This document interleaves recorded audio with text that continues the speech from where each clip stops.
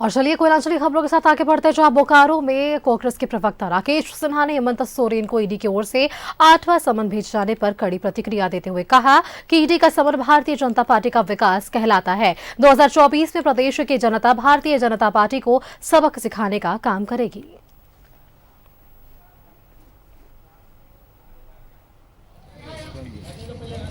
अभी नहीं।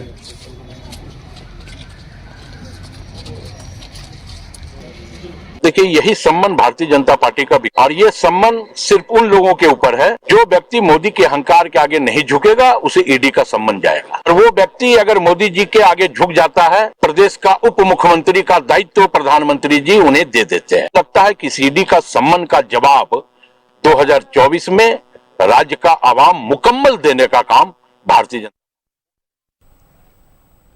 बोकारो में अखिल भारतीय कांग्रेस कमेटी के राष्ट्रीय प्रवक्ता ज्योति सिंह मीडिया से बातचीत के दौरान केंद्र सरकार पर निशाना उन्होंने साधा, जिसमें उन्होंने कहा है कि सभी सनातन धर्म के लोगों को श्री राम के प्रति आस्था है और ऐसे में तारीख और समय कोई पार्टी तय नहीं कर सकती। उन्होंने कहा कि सनातन धर्म के लोग कब मंदिर जाएंगे या नहीं जाएंगे, यह तय बीजेपी नहीं कर सकती है, यह आस्था का विषय है।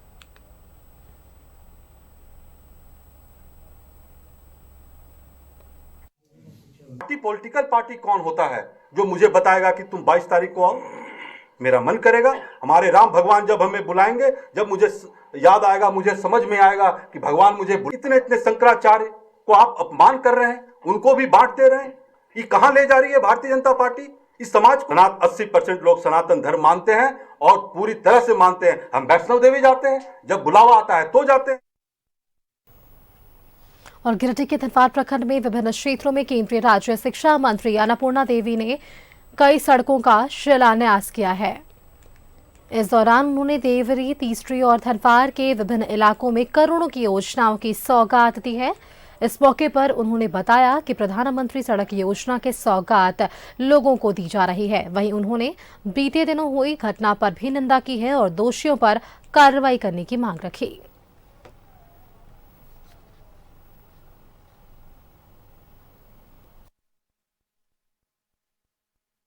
बहुत ही ये दुखद है कि इस तरह की कार्रवाई जो भी हो, चाहे वो किसी भी समुदाय से आते हो, किसी को भी हर किसी की स्वतंत्रता है अपने अपने धर्म के बारे में लोगों के बीच जाने का।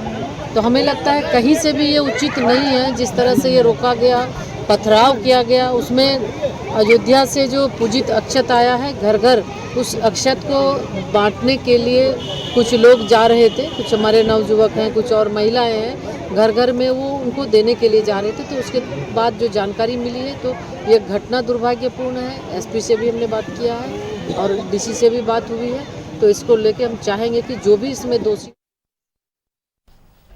और गांवा के पेहरा में केंद्रीय मंत्री अन्नपूर्णा देवी ने पेहरा ललकी माटी रेहड़ी पथ का शिलान्यास किया। 5 करोड़ की लागत से बनेगा ये सड़क और केंद्रीय मंत्री ने कहा कि क्षेत्र का संपूर्ण विकास करना मेरी पहली प्राथमिकता है। आगामी 22 जनवरी को लोग राम मंदिर के उद्घाटन कार्यक्रम में बढ़ चढ़कर भाग लेंगे।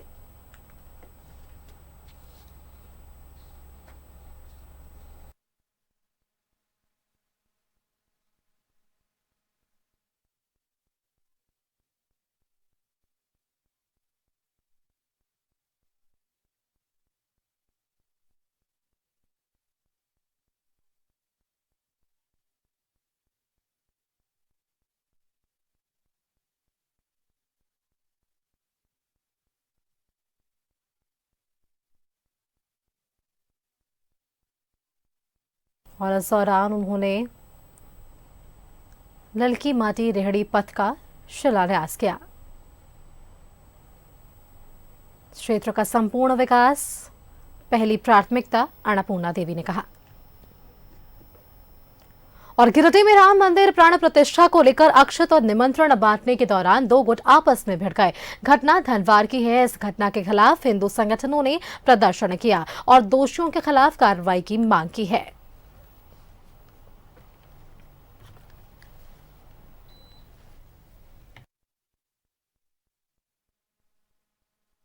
पदाधिकारी को आवेदन देते हुए आग्रह किया हूं सर्वसम्मति से कि हम लोग 15 तारीख 11 बजे समय दिन को जिस स्थान भूताहा जटाहा ग्राम में अक्षत नहीं पूजित पहुंचा है, हम लोग वहां वितरण करने जाएंगे और अपने बजरंग बली के झंडा भगवान राम जी का सौगंध हमारे साथ बहुत बड़ी पूंजी है, हम इसी को लेकर जाएंगे और अक्षत एक अंतिम घर के सनातनियों तक नहीं छोड़ेंगे, वहां वितरण करेंगे। यह मेरा राष्ट्रीय पर्व है।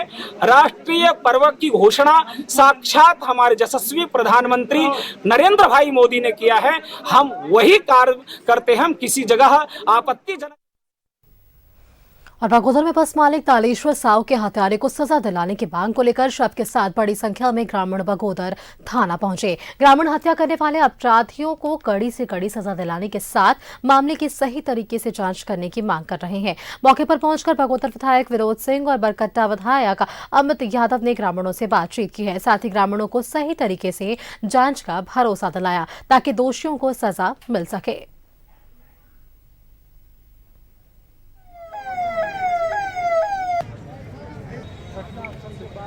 बस यही है, ठीक है, कि जो उनके साथ नाइंसाफी हुआ या जो उनके साथ ऐसा किया, ठीक है, उनके साथ सहूलियत ना बरखा जाए, ठीक है। बस यही है, ठीक है, कि जो उनके साथ नाइंसाफी हुआ या जो उनके साथ ऐसा किया, ठीक है, उनके साथ सहूलियत ना बरखा।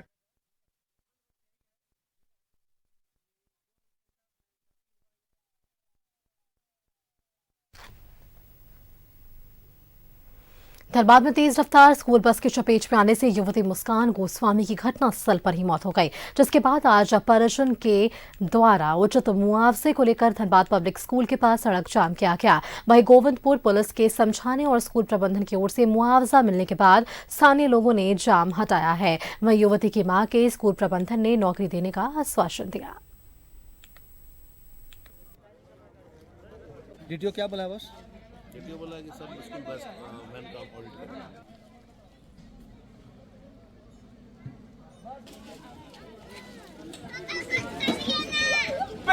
होश में आओ, होश में आओ। बसों की लापरवाही बंद करो। गिरिडीह के तीसरी में संदेहास्पद स्थिति में कुएं में तैरती गर्भवती महिला और उसके 2 साल की बच्ची की लाश मिली है। बाइके वालों ने पति पर हत्या कर शव कुएं में डालने का आरोप लगाया है। ससुराल वाले इसे आत्महत्या बता रहे हैं।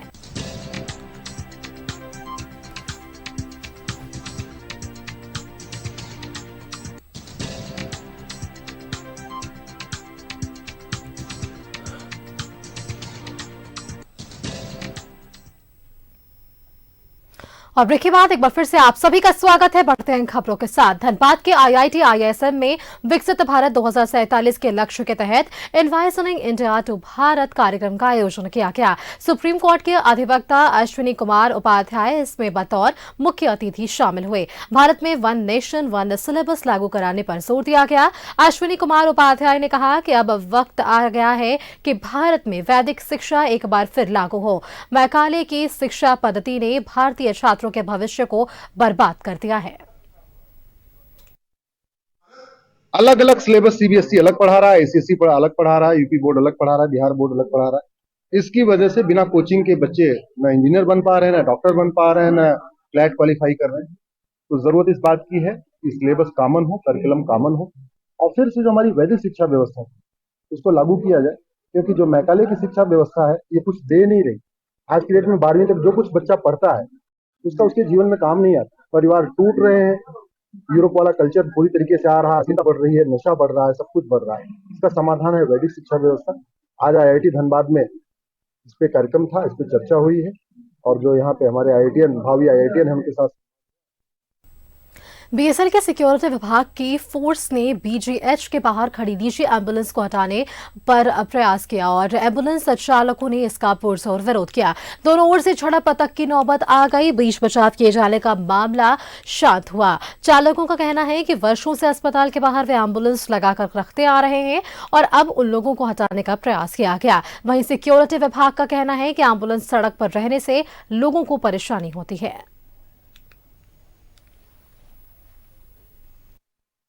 हॉस्पिटल के बगल में हम लोग एम्बुलेंस लगाते हैं और आज नहीं हम लोग करीब 2000 से लगा रहे हैं यहाँ पे। पहले उधर लगाते थे तो उधर जो AK सिंह सर से DMS तो उधर से बोला गया कि बाउंड्री हम लोग करते हैं, तुम लोग इधर लगा लो। इधर ढलाई करके दिया गया हम लोगों को, हम लोग इधर लगाने लगे। उसके बाद फिर अब ये एगो आए हैं पांडे जी सिक्योरिटी गार्ड के, अब ये रोज हम लोग को डिस्टर्ब करते हैं। आ जाते हैं 10 को फोर्स लेकर, तुम लोग इधर से नहीं उधर गाड़ी लगाओ डोमपाड़ा तरफ। हम लोग बोले सर उधर क्यों लगाएंगे, हम लोग से क्या परेशानी है। हम लोग सर परेशानी है। फिर हम लोग DMS से बात किए तो बोले कि नहीं तुम लोग कोई दिक्कत नहीं लगाओ। फिर हम आज जो है ये आकर के तंग।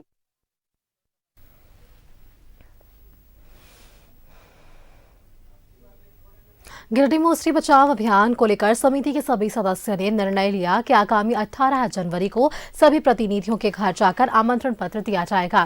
साथ ही पर्यावरण को बचाने की अपील की जाएगी। इस अभियान में मुख्य रूप से राजेश सिन्हा, मुरारी शर्मा समेत कई लोगों ने बताया कि नदी के अस्तित्व को बचाने के लिए अभियान चलाया जा रहा है। शहर के बीचों बीच बहने वाली नदी जीवनदायिनी नदी पर है। इस पर छिलका डैम, वाटर ट्रीटमेंट प्लांट, अतिक्रमण हटाना और मुख्य स्थान से बालू उठाव पर रोक समेत कई मुद्दे हैं। नदी के संरक्षण को लेकर अभियान के तहत पदयात्रा की जाएगी।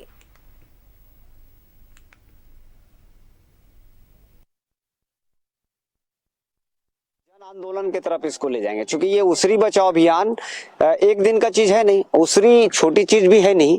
पर्यावरण को बचाने का कोई एक चैप्टर है नहीं कि 1 महीना में करे खत्म हो जाएगा। तो सिलसिलेवार ढंग से पहले छिलका डैम बने, फिर बगल में पेड़ लगे, हरियाली आवे, यहाँ पार्क जो बगल में इस तरह से बना हुआ हर एक जगह बैठने का बने, लोग यहाँ पे आए तो एंजॉय करें, बैठे बातचीत करें, बड़े बुजुर्ग आवे यहाँ पे घूमे, पर्यावरण बचे। इसके बाद हम लोग को आगे का कार्यक्रम है कि पदयात्रा करेंगे। सभी प्रतिनिधि चाहे राजनीतिक दल के हों, सभी प्रतिनिधियों से हम बात करें। ये अभियान हमारा उसरी बचाओ अभियान को लेकर है और ये एक सतत प्रक्रिया है। लगातार हम लोग इसमें प्रयासरत हैं। लगभग 2014 से इसमें हम लोग जुड़े हुए हैं और अब जो हम लोग देख रहे हैं ये अंतिम चरण की लड़ाई है और हमें लगता है कि बहुत होगा तो साल 1.5 साल में कुछ नया परिवर्तन होने की उम्मीद। और गोमिया के पूर्व विधायक माधवलाल सिंह के 80 साल के होने पर उनका जन्मदिन धूमधाम से मनाया गया।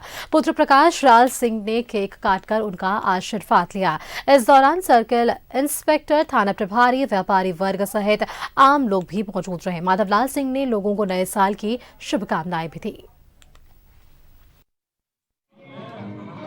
हमारे जितने भी हैं सब फले फूले सुमन सबको बरसे, सब मेहनत करे, लगनशील हो, परिवार को पढ़ावे लिखावे, बाल बच्चा सबको, यही हमारा कामना है। झारखंड में जो माफिया लोग झारखंड को ग्रसित कर रहे हैं, खा रहे हैं, झारखंड का नाम बदनाम हो रहा है, माथा सिर झुक रहा है और सब गरीब को बढ़िया से पालन पोषण हो, बाल बच्चा पढ़े लिखे पेट भरे, उसके लिए सबको सोचना है। माफिया लोग को भगाइए और सही मायने में लोगों को इंसाफ मिले, न्याय मिले, यही हमारा। इधर मकर संक्रांति को लेकर बोकारो में तिलकुट का बाजार सज गया है। बिहार से आए कारीगर तिलकुट बनाने के काम में लगे हुए हैं। एक कारीगर दिन भर में 50 से 8 किलो तिलकुट बना रहे हैं। माफ कीजिएगा, 50 से 80 किलो तिलकुट बना रहे हैं। उनका कहना है कि इन दिनों लोग गुड़ का तिलकुट ज्यादा पसंद कर रहे हैं। कारीगर 3 तरह के तिलकुट बनाने में लगे हुए हैं, गुड़, चीनी और खोआ वाला तिलकुट। इसमें सबसे ज्यादा महंगा खोआ का तिलकुट है। इस बार मकर संक्रांति में अच्छी कमाई करने की उम्मीद भी की जा रही है।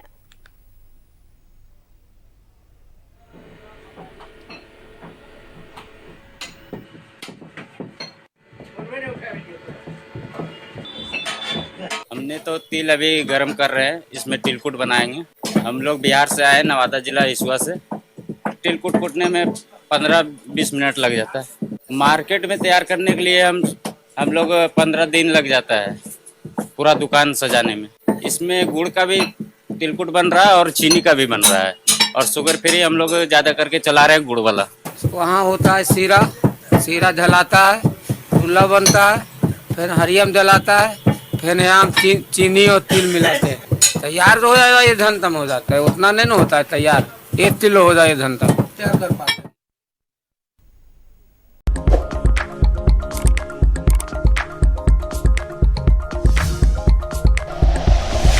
Like and share videos, subscribe करें हमारा चैनल और प्रेस करें बेल आइकॉन। न्यूज़ 11 भारत, सच है तो दिखेगा।